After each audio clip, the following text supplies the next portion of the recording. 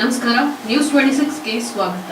ಯಾದಗಿರಿ ಜಿಲ್ಲೆಯ ಹುಣಸಗಿ ತಾಲೂಕಿನಲ್ಲಿ ಬರುವ ಮುದನೂರ ಗ್ರಾಮದಲ್ಲಿ ದಿನಾಂಕ 10/11/2025ರಂದು ದಲಿತ ಯುವಕರಿಗೆ ಶೌರ್ಯ ಮಾಡುವ ಸಲುವಾಗಿ ಅಂಗಡಿಯ ಮಾಲೀಕ ಹಾಗೂ ದಲಿತ ಯುವಕನ ಮಧ್ಯೆ ಮಾತಿಗೆ ಮಾತು ಬೆಳೆದು ಅಂಗಡಿಯ ಮಾಲೀಕನಾಗಿರುವಂತಹ ಶೌರ್ಯ ದಲಿತ ವ್ಯಕ್ತಿ ಯುವಕನ ಬಗ್ಗೆ ಅವಹೇಳನಕಾರಿಯಾಗಿ ಮಾತನಾಡಿದ್ದು ಮತ್ತು ದಲಿತ ಯುವಕನಿಗೆ ಜಾತಿ ನಿಂದನೆ ಮಾಡಿ ನೀನ್ ಏನ್ ಮಾಡ್ತಿದ್ಯಾ ಮಾಡ್ಕೋ, ನಾನು ನಿನಗೆ ಕ್ಷೌರಿ ಮಾಡೋದಿಲ್ಲ, ನಿನ್ನ ಜನಾಂಗದವರಿಗೆ ಶೌರ್ಯ ಮಾಡೋದಿಲ್ಲ ಅಂತ ಹೇಳಿ ಕೆಟ್ಟ ಮಾತಿನಿಂದ ಬೈದಿದ್ದಾರೆ. ದಲಿತ ಯುವಕನಿಗೆ ನಿಂದಿಸಿದ್ದಾರೆ. ಈ ಬಗ್ಗೆ ಯಾದಗಿರಿ ಜಿಲ್ಲೆಯ ಸುರಪುರ ತಾಲೂಕಿನಲ್ಲಿ ಬರುವ ಕೆಂಬಾವಿ ಠಾಣೆಯಲ್ಲಿ ಎಫ್ಐಆರ್ ದಾಖಲಾಗಿದೆ. ಇದರ ಬಗ್ಗೆ ಮುದನೂರು ಬಿ ಗ್ರಾಮದ ದಲಿತ ಯುವಕರು ಹಾಗೂ ದಲಿತ ಮುಖಂಡರು ಕೂಡಿಕೊಂಡು ಯಾದಗಿರಿ ಜಿಲ್ಲೆಯ ಹುಣಸಗಿ ತಾಲೂಕಿನ ದಂಡಾಧಿಕಾರಿಗಳಿಗೆ ಶಾಂತಿ ಸಭೆಯನ್ನ ಮಾಡಿ ಅಂತ ಹೇಳಿ ಮನವಿಯನ್ನ ಮಾಡಿದ್ದಾರೆ.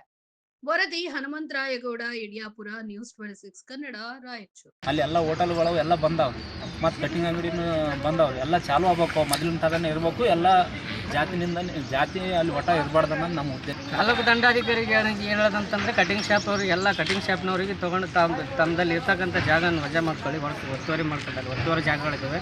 ಅವ್ರು ಬಂದು ಕಟಿಂಗ್ ಶಾಪ್ ಮಾಡೋದಾದರೆ ಅವ್ರಿಗೆ ಅನುಮತಿ ಕೊಡಿ.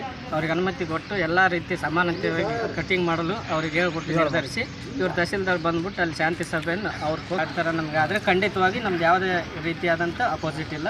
ಅವರು ತಹಸೀಲ್ದಾರ್ ಕೂಡ ಇದಕ್ಕೆ ಅವ್ರು ಬಂದು ಉತ್ತರ ಕೊಡ್ಬೇಕಂತ ಹೇಳಿ ಮೀಡಿಯಾದ ಮುಖಾಂತರ.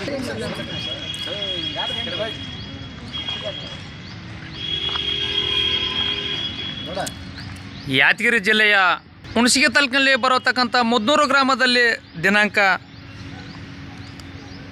10/11/2025ರಂದು ದಲಿತರಿಗೆ ನಾವು ಕ್ಷೌರ್ಯ ಮಾಡೋದಿಲ್ಲ ಅನ್ನುವ ಸಲುವಾಗಿ ನಾವು ಅಂಗಡಿ ಮುಚ್ಚುತ್ತೇವೆ, ನಾವು ದಲಿತರಿಗೆ ಕ್ಷೌರ್ಯ ಮಾಡೋದಿಲ್ಲ ಅಂತ ಹೇಳ್ತಾರೆ.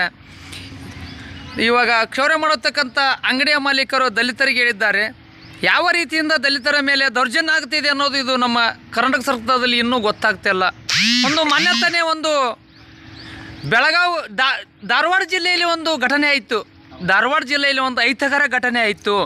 ಒಂದು ಅನ್ಯ ಸಮಾಜದ ಯುವತಿಯನ್ನು ದಲಿತ ಯುವಕ ಪ್ರೀತಿ ಮಾಡಿದ ಸಲುವಾಗಿ, ಪ್ರೀತಿ ಮಾಡಿ ಅವರು ಲವ್ ಮ್ಯಾರೇಜ್ ಆದ ಸಲುವಾಗಿ, ಪ್ರೀತಿಯ ಮದುವೆ ಮಾಡಿದ ಸಲುವಾಗಿ ಅನ್ಯ ಯುವತಿ 8 ತಿಂಗಳ ಗರ್ಭಿಣಿಯನ್ನು ಕೊಲೆ ಮಾಡಿದರು ಅವ್ರ ತಂದೆಯವರು. ಅದೇ ರೀತಿಯಿಂದ ಯಾದಗಿರಿ ಜಿಲ್ಲೆಯ ಹುಣಸಗಿ ತಾಲೂಕಿನಲ್ಲಿ ಬರತಕ್ಕಂಥ ಮುದನೂರು ಕೆ ಗ್ರಾಮದಲ್ಲಿ ಮತ್ತು ಮುದನೂರು ಬಿ ಗ್ರಾಮದಲ್ಲಿ ನಡೀತಾ ಇದೆಯಾ? ಇದು ನಾವು ಎಷ್ಟನೇ ಇಶ್ಯೂಯಲ್ಲಿ ಇದೆಯೋ ಅನ್ನೋದೇ ನಮಗೆ ಗೊತ್ತಾಗ್ತಿಲ್ಲ. ಮಹಾನಟಿಯಾದಂಥ ಶ್ರೀ ಡಾಕ್ಟರ್ ಬಾಬಾ ಸಾಹೇಬ್ ಅಂಬೇಡ್ಕರ್ ಒಂದು ಸಂವಿಧಾನ ರಚನೆ ಮಾಡಿದ್ದಾರೆ. ಸರ್ವರಿಗೆ ಸಮಬಾಳು ಸರ್ವರಿಗೆ ಸಮಪಾಲು ಅಂತ ಒಂದು ಮಾಡಿದ್ದಾರೆ. ಇದು ಯಾವ ರೀತಿಯಿಂದ ಇಲ್ಲಿ ಹುಣಸಗಿ ತಾಲೂಕಿನಲ್ಲಿ ಮತ್ತು ಯಾದಗಿರಿ ಜಿಲ್ಲೆಯಲ್ಲಿ ಮತ್ತು ಕರ್ನಾಟಕದಾದ್ಯಂತ ನಡೀತಾ ಇಲ್ಲ. ದಲಿತರ ಮೇಲೆ ದೌರ್ಜನ್ಯ, ದಲಿತರಿಗೆ ತುಳಿತಕ್ಕಂಥ ಕೆಲಸ ಮಾಡ್ತಾ ಇದ್ದಾರೆ. ಇದು ಯಾವ ರೀತಿ ರೀ ನೀವು ಮಾಡ್ತಿರೋದು ಯಾವ ರೀತಿ ಅಂತೇಳಿ ಮಾಧ್ಯಮದವರ ಮುಖಾಂತರ ಸರ್ಕಾರಕ್ಕೆ ಮತ್ತು ಅಧಿಕಾರಿಗಳಿಗೆ ಕೇಳ್ತಾ ಇದ್ದಾರೆ.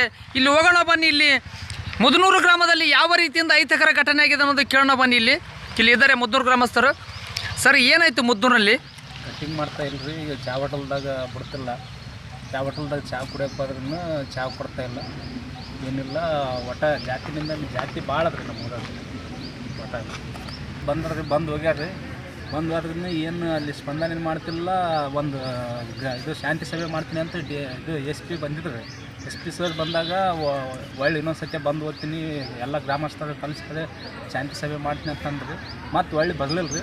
ಮತ್ತು ತಹಸೀಲ್ದಾರ್ಗೂ ಲೆಟರ್ ಕೊಟ್ಟಿರಿ. ಏನು ಇದು ಸ್ಪಂದನೆ ಮಾಡ್ತಾ ಇಲ್ಲ ರೀ ನಮಗೆ.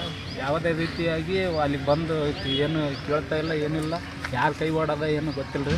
ಒಟ್ಟು ನಮ್ಮ ಊರಿಗೆ ಬರ್ತಾ ಇಲ್ಲ ರೀ. ಯಾವ ಆಫೀಸ್ ಅದ ಅಲ್ಲಿ ಯಾರು ಹೇಳೋಕ್ಕೇನ್ರಿ, ಒಟ್ಟು ಯಾರು ಬರ್ತಾ ಇಲ್ಲ. ಮುಂದೆ ನಾವು ಸೀದಾ DC ಆಫೀಸ್ಗೆ ಹೋಗ್ತೀವಿ, DC ಲೆಟರ್ ಕೊಡ್ತೀವಿ, ಇವ್ರ ಮ್ಯಾಗ ಕ್ರಮ ತಗೋ ಅಂತ ಹೇಳ್ತೀವಿ. ಅದ್ರ ಬಗ್ಗೆ ನಾವು ಮಾಹಿತಿ ಕೇಳಕ್ಕೆ ಬಂದಿದ್ದೀವಿ.